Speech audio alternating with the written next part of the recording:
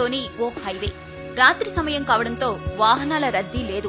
ఎలాగూ వెహికల్స్ రావట్లేదు కదా అని ఓ పేద రిక్షావాలా హైవే పైకి రిక్షా తొక్కుకుంటూ వచ్చేశాడు.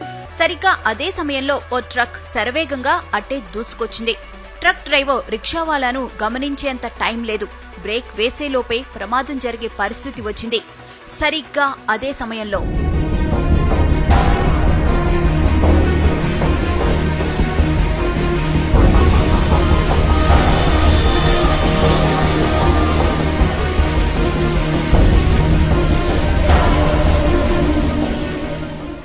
ఇది జరిగిన ఘటన.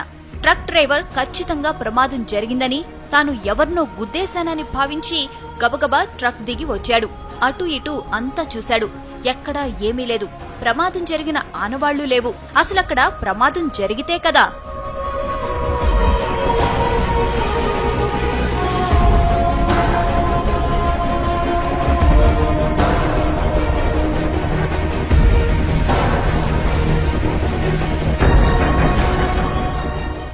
రిక్షావాలాను రక్షించిన అదృశ్య శక్తి అతణ్ణి రోడ్డు పక్కన విడిచిపెట్టింది.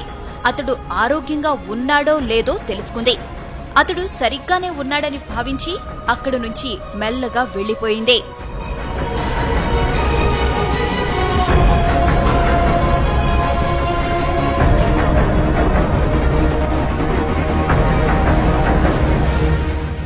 ఇంతకీ ఆమె ఎవరు? అంత వేగంగా ఎలా వచ్చింది? ప్రమాదం జరగకుండా ఎలా అడ్డుకోగలిగింది? ఆమె రాగానే మెరుపు ఎందుకు వచ్చింది? ఇలా ఎన్నో అనుమానాలు, ఎన్నో అంతుచిక్కని ప్రశ్నలు.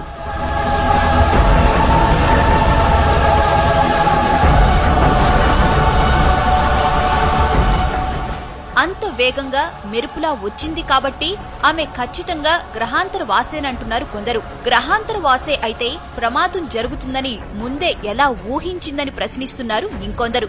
అసలు గ్రహాంతర వాసికి మనిషిని రక్షించాల్సిన అవసరం ఏముందంటున్నారు.